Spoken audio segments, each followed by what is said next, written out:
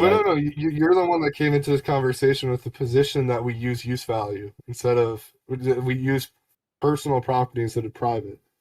personal So property, now yeah. you're saying that the actual determinant of property is not use, it's societal recognition. Is private property theft? The controversy surrounding capitalism has led many people to ask this question. In this debate, I will be arguing that private property, or capital, should be communally owned. My guest, who goes by the title GodGift, will be defending private property ownership as justified. But first, if you have a controversial opinion you'd like to share, head over to DebateCraft.com and start a debate today. That's DebateCraft.com. We have rated debates, casual debates, and an official leaderboard so you can test your skills against other strong debaters. You can also click the Discord invite in the description below to become a member of our community. Now, without further ado, let the debate begin. GodGift, you have the floor. Given the presuppositions that there is moral truth claims and that any truth claims related to ethics have to be universalizable that we have agreed to before this discussion, that private property is an only just form of social organization in the realm of property.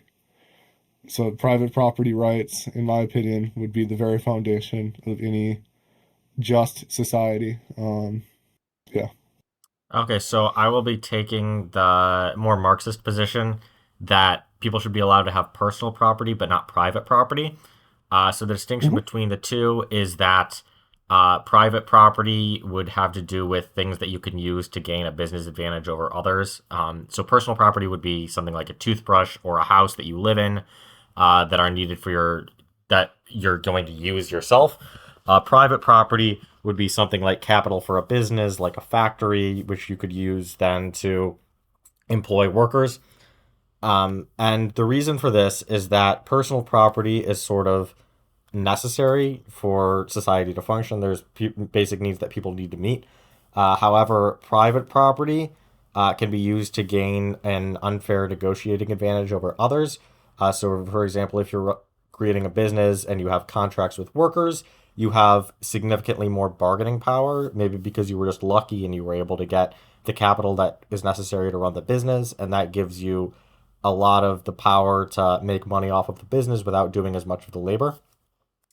So those are some reasons that I would reject having private property, even if I support personal property.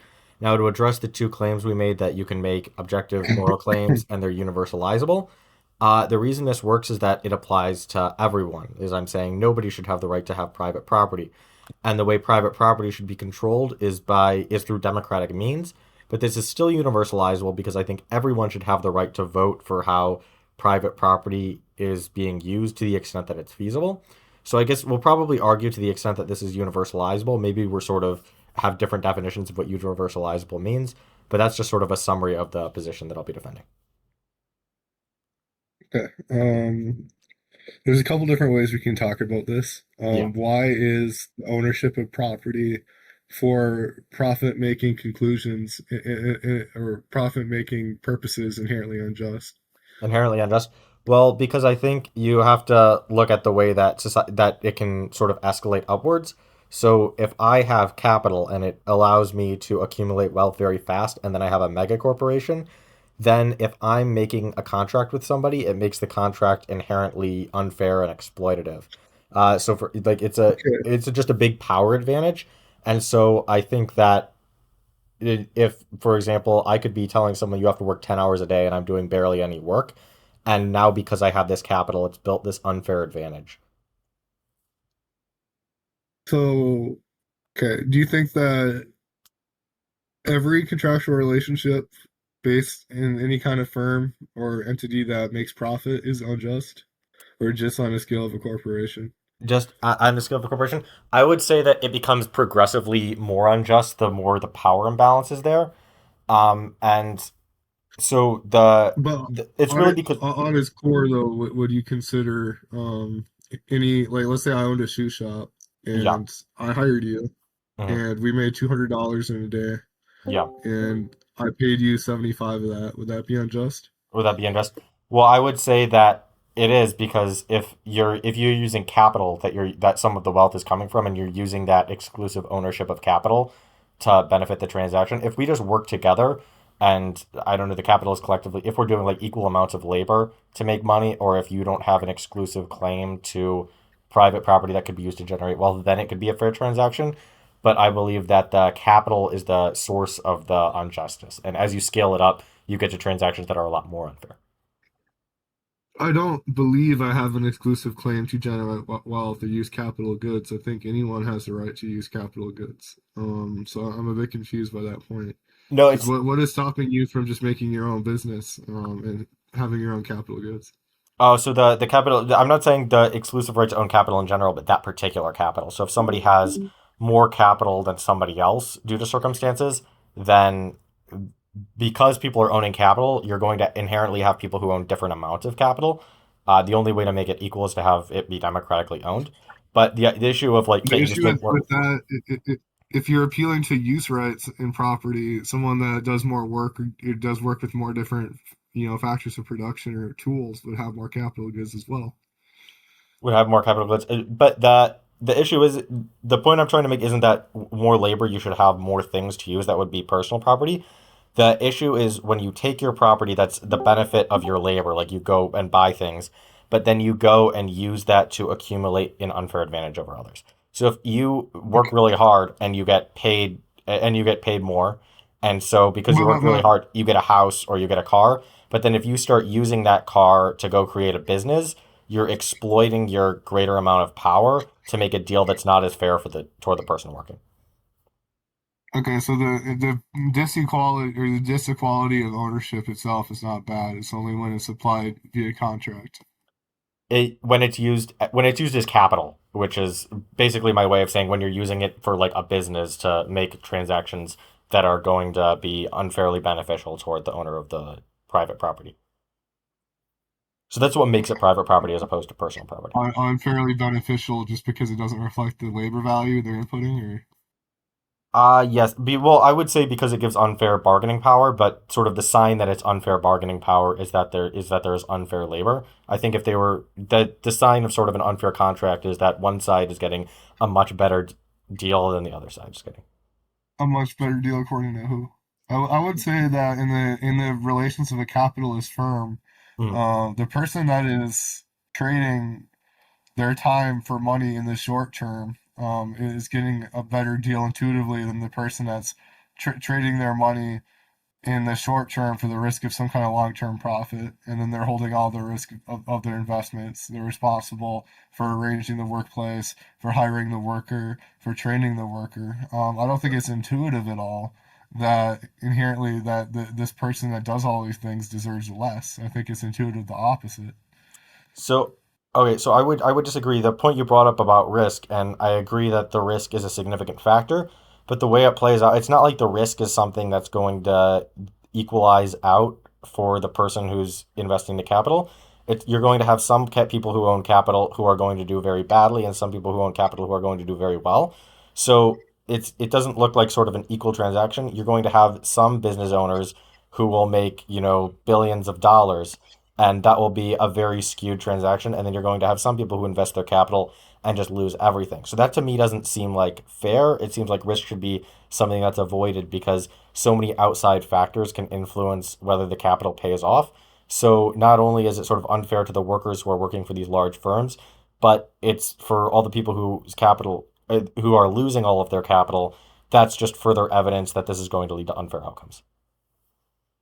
In your system, is a relationship between a landlord and a tenant just? Relationship between a landlord and a tenant? No, because once the landlord is starting to rent out the land for business, then that's no longer them using it. That's them sort of using their power to Okay. gain further business influence. So if A and B make an exchange where Mm. A rents to B, is it okay for C to intervene to end the exchange because it's unjust? Um, yes, I believe. Well, with the caveat that that you can sort of maintain societal stability. So the reason that this is, that's why I'm saying specifically governments intervene, but it is universalizable. It's just that governments right now happen to be the only Okay. entity that can guarantee that it doesn't So sort of lead to chaos. when they intervene. maybe we didn't talk about this before, but any claim to ownership, or any theory of ownership, whether it's Hmm. use value or it's private property, stems from the idea of self ownership, right? Yeah. That's why your labor is Hmm. crucially connected to property because Yeah. it's expanding yourself into the physical external world. So what you're saying is that me as an individual actor under your framework cannot contract with other people voluntarily without the application of force by people that deem that relationship to be unjust. So I mean, I wouldn't really consider that to be respecting the foundations of any property ethic that recognizes self ownership because you're contradicting the very notion of voluntary contract itself Well, just based off the perception of a perceived inequality between the compensation of a firm owner or a capitalist and an employee. That I mean, ultimately is arbitrary, right? Unless you're going to articulate like a theory of value that proves this relationship is somehow unjust. Um, okay. So the issue with the voluntary is that I think that if it's just sort of like a parent agreement, I don't know. It depends how broadly we're going to define voluntary, but I believe that transactions can be exploitative or unfair. For example, if I don't know, someone is like really drunk and you have them sign a contract that they don't really understand, they can be saying they agree to the contract, but I don't think that's fair to the extent that it would be like just to enforce it. You're saying have a theory of value to articulate this. So I don't know that it's this is an interesting way to say it. I guess we could talk. It's sort of similar to labor theory of value. I agree that use value, that capital can multiply the ability of value, so it's not sort of proportional to labor. But I would say it's more about the fairness and sort of people deserving to benefit from something. If my claim to capital, if a lot of value is being generated, but my ability to profit from that wealth is based entirely on my claim to own private property, but someone else is working very, very hard, I don't think it's fair necessarily for me to keep that value, even if it technically came from my property, because I think the value of self ownership has to do with sort of pe- people not being used sort of as a means. I think Kant sort of talked about this in his view of deontology, where he's saying treat people as ends and not as a mere means. I believe I'm phrasing that correctly. But the idea that you're using somebody else's labor, but then you're the one who's profiting off of it a lot means that you're not working as hard, but you're benefiting because of your claim to this property, which I don't see as necessarily fair. So it's more about fairness than I guess an okay, explicit theory of value. so the issue is a subjective theory. The subjective theory of value shows that both actors profit from the exchange. It's very simple. Yeah, If I didn't profit from being employed, I would not be employed. I would choose the alternative. If I didn't profit from being employed by a particular firm or a particular context, I would choose a different context. And if I really didn't profit from being employed at all, I would not choose to be employed. The same could be true for the capitalist. If he did not profit in some way from hiring you, he would not hire you. So yeah, in both cases, we're seeing performatively a preference for the action being currently engaged in to the alternative through action itself. So we can say both actors are preferring this option to the alternative, whatever the alternative may be, yeah. and there's infinite No, alternatives. I But agree with it. you'd have to show, you'd have to measure, well, X is getting more than Y, and that would presuppose some kind of objective theory of value, which is not innate to human nature and cannot justify an ethic because that's not how humans think, and it can't be articulated. So. No, I agree that both are benefiting. The idea is, I mean, if we're, I think the issue is you're sort of comparing the transaction to nothing. And of course, if we compare this to like feudalism or some very early thing where there's no human cooperation going on, then of course this is preferable to that. But the question that this is really raising is what's the ideal system to have beforehand when we're deciding on these transactions? I don't think I disagree with the idea that transactions that people should be sort of exchanging and making deals to decide the correct way to allocate labor.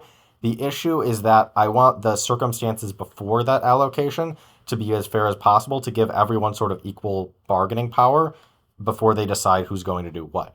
So the issue, I think both of our theories of value are kind of subjective. It's what is someone willing to value, what is someone willing to work for. But similar to sort of making a drunk person sign a contract or being vague about contract wording, I want circumstances to be sort of as equal beforehand, before both sides are signing the contract or making the agreement, to make sure that the allocation of labor is fair and giving sort of an equal voice to all the participants. Yeah, but even if we accepted the criteria of use value for property, that doesn't solve the issue because obviously you could have a syndicate or a union or workers owning a workplace, and they could be looking to hire a new worker. Mm-hmm. And they're still the ones in control of the firm. They're still the ones that have the capital and the means of production. The Yeah. person being hired in both circumstances needs the tools of capital and the Yeah. organization of the firm to gain. So, like, I don't think this is unique to private property. I think it's just intrinsic that any system of property is going to lead to some material disparities between people. And that just reflects I mean, it's just a truism that in a scarce world with scarce resources, Mm-hmm. the possession of things is going to be unequal in some way. So, like, I would just disagree, based on non-exclusionary aspect of the material, um, the material, how would you say it? The material advantage Yeah. of the firm, and then also based on the fact that you can never really prove who is profiting more from the exchange in the first place to say that someone deserves more to get an ought claim out of it. No, no, I agree that if you had a firm of workers who was hiring a new worker, they would be sort of that would be an unfair advantage, which is why I would support that if somebody's joining a society, it should be democratic and everyone should have a vote for how the capital is going to be Okay, allocated. so this Rather society determines property then, not use. not use no, I don't think I argued for use, but I might have sorry, I might have been unclear earlier. You did I'm not because trying to you base said my the term personal property derived from current use.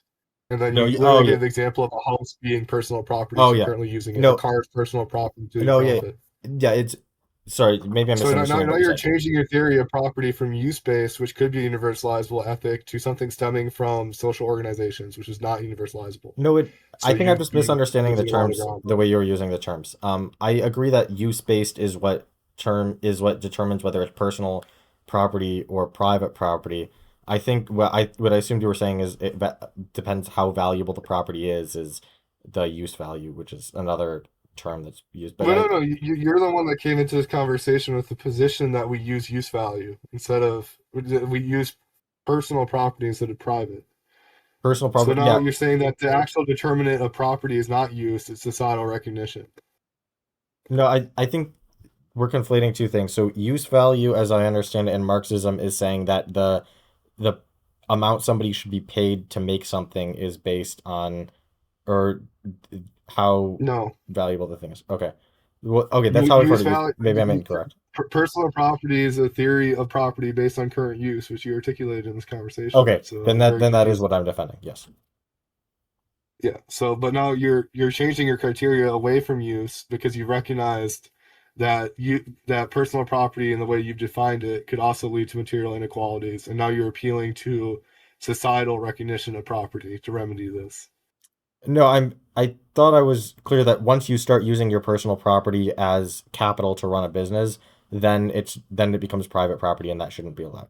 But I'm saying that if property is being used to gain an advantage through business or transactions, then that property should be collectively owned. I sorry if I was unclear about that, but that's the position that I'm Yeah, holding. but And I the proper but any you of personal property would say that if the workplace was owned by the workers within it, that would be just, would it not?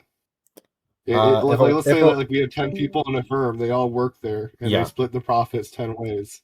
sure.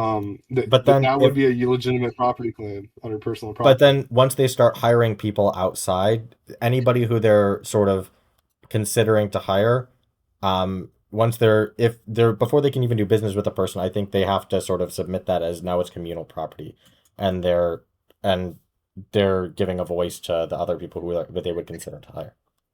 That's what Right, internally it's communal property, but they still have the right to exclude people from the firm if they want, right?